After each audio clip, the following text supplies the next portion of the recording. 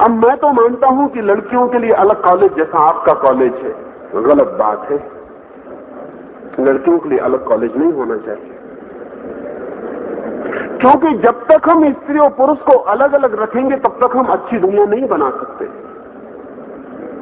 जब तक हम स्त्री पुरुष को अलग अलग बड़ा करेंगे तब तक हम उनके बीच जो समानता की स्थिति निर्मित होनी चाहिए वो निर्मित नहीं कर सकते। जब तक हम स्त्रियों को अलग शिक्षित करेंगे, अलग ढंग से बड़ा करेंगे, अलग घेरे में बांध के बड़ा करेंगे, तब वो बड़ी पुरुषों की दुनिया में जाके अपने को कमजोर अनुभव करेंगे। यहां तो उन्हें पता नहीं चलेगा, यहां तुम्हें पता नहीं चलेगा क्योंकि सारी लड़कियां हैं। लेकिन जब तुम लड़कों की और युवकों की और पुरुषों की दुनिया में जाओगे तब तुम पाओगे कि वहां तकलीफ होनी शुरू हो गई। नहीं, बचपन से प्रत्येक लड़की को यह हक मानना चाहिए कि वो लड़के के साथ बराबर बड़ी होगी। वो लड़के के साथ पढ़ेगी, लड़के के साथ दौड़ेगी, लड़के के साथ तैरेगी, लड़के के साथ उसकी जिंदगी, उसको उसके साथ बड़ा होना है। तभी हम एक ऐसी दुनिया बना पाएंगे जहां स्त्री और पुरुष के बीच दीनता का भाव मिट जाए, अन्यथा नहीं मिट पाएगा। अगर लड़के और लड़कियां इकट्ठे भी पढ़ते हैं कॉलेज में तो भी वो अलग अलग बैठते हैं।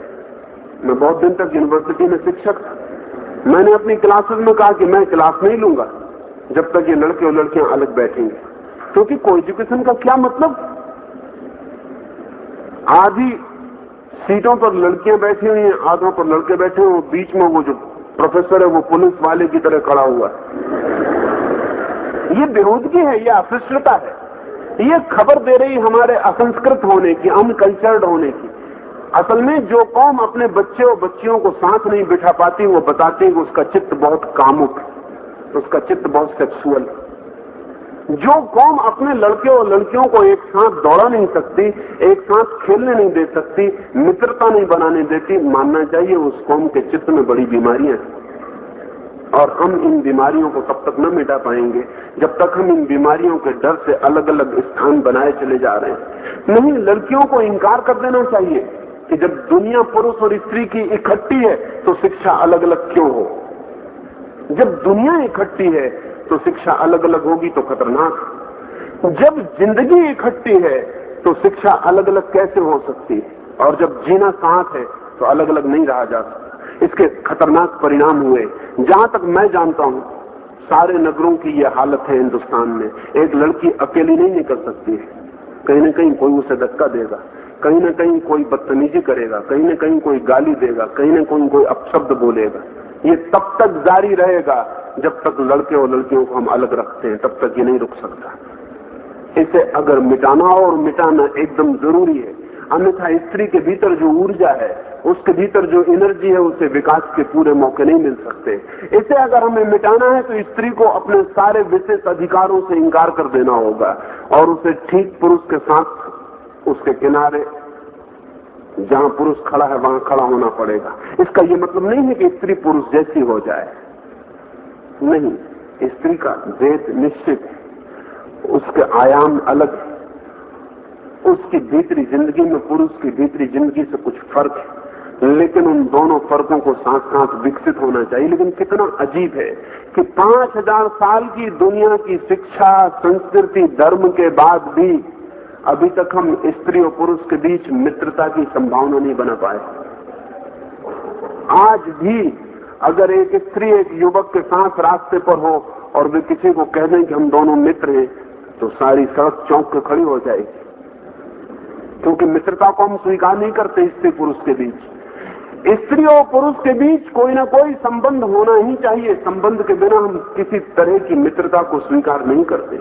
वो बेटी होनी चाहिए, बहन होनी चाहिए, पत्नी होनी चाहिए, माँ होनी चाहिए, लेकिन कोई ना कोई संबंध होना चाहिए। कभी हमने सोचा कि बेटी, माँ, पत्नी सब सेक्स रिलेशनशिप, सब यौन संबंध है। और ये मुल्क जो इतना अपने को आध्यात्मवादी कहता है वो भी कहता है कि स्त्री और पुरुष के बीच यौन संबंध के अतिरिक्त कोई संबंध को हम स्वीकार नहीं करते। कितनी दुखद बात है कि स्त्री पुरुष करोड़ों वर्ष से पृथ्वी पर साथ है लेकिन उनके बीच मित्रता नहीं हो सकती। ये दो अलग जाति के जानवर हैं, उनके बीच मित्रता नहीं हो सकती, इनके बीच मैत्री का कोई संबंध नहीं हो सकता। हम इतने भयभीत क्यों हैं, हम इतने डरे हुए क्यों हैं, हमारी इतनी परेशानी क्यों है? हमने उन दोनों को अलग अलग बड़ा किया है।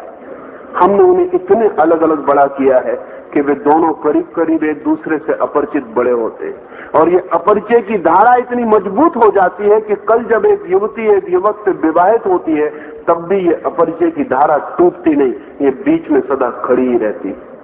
मैंने बहुत कम ऐसे पति पत्नी देखे हैं, हजारों लाखों पति पत्नियों से मैं निकटतम रूप से परिचित हूं, लेकिन मैंने ऐसे पति पत्नी नहीं देखे हैं जो मित्रता को उपलब्ध हो सके हो। पति पत्नी में उन लोगों को कहता हूं जो लड़ते हैं और फिर भी साथ रहते हैं। मित्रता बड़ी मुश्किल बात है। किसी के साथ रहना और लड़ना एक बात है, और किसी के साथ मैत्रीपूर्ण होना बिल्कुल दूसरी बात। मैंने तो सुना है, एक छोटी सी कहानी मुझे याद आती। मैंने सुना है कि एक आदमी की पत्नी मर गई। वो छाती पीट कर रो रहा है और चिल्ला रहा है कि उसमें बड़ा दुख का पहाड़ टूट पड़ा है। तभी उसकी मित्र उसे समझा रहे हैं कि मत घबराओ, लेकिन वो और रोए जा रहा है। सभी मित्र सोच रहे हैं कि बहुत सदमा उसे पहुंचा है। फिर उसकी पत्नी की अर्थी उठाई गई, ताबूत में उसकी लाश रखी गई और अर्थी उठाई गई। जैसे ही अर्थी बाहर निकली तो बीच आंगन में एक नीम का दरख्त था, वो अर्थी उससे टकरा गई और अचानक भीतर से आवाज आई। ऐसा लगा कि वो स्त्री अभी मरी नहीं, जिंदा थी। ताबूत खोला गया, वो स्त्री जिंदा थी। घर भर में खुशी छा गई, लेकिन पति एकदम और भी ज्यादा उदास हो गए। फिर 3 साल बाद वो स्त्री दोबारा मरी। वो पति फिर चिल्लाने लगा, रोने लगा। फिर उसकी अर्थी बांधी गई, वो रोता जा रहा था। जब लोगों ने अर्थी उठाई तो उसने कहा जरा कमल को उठाना, फिर नीम से मत टकरा देना, क्योंकि तुम्हारी भूल के लिए पिछले 3 साल मुझे परेशान होना पड़ा। तुमने तो अर्थी टकराई, 3 साल मैंने मुसीबत झेली। वे लोग कुछ भी ना समझ सके। उन्होंने कहा कि तुम इतना रो रहे हो। उन्होंने कहा रो रहा हूं जरूर, लेकिन साथ रह के भी रो ही रहा था। ऐसा नहीं है कि पति ही रो रहे हैं, पत्नियां और भी ज्यादा रो रही हैं, पतियों से ज्यादा रो रही हैं। असल में स्त्री पुरुष के बीच हम इतने फासले खड़े करते हैं कि अचानक 7 फेरे लगाने से वो फासले टूट नहीं सकते। हम इतने डिस्टेंस खड़े करते हैं कि अचानक रजिस्ट्री ऑफिस में दस्तखत करने से वो फासले टूट नहीं सकते। हम इतने फासले खड़े करते हैं कि किसी मंदिर में, किसी आर्य समाज के मंदिर में, कि सनातन मंदिर में, कि किसी चर्च में विवाह कर देने से वो फासले टूट नहीं सकते। स्त्री और पुरुष को जो हम फासले सिखाते हैं वो जिंदगी भर उनका पीछा करते हैं। और स्त्री पुरुष जब भी मिलते हैं तो बीच में फासला होता है और वो फासला कभी भी उन्हें मिलने नहीं देता।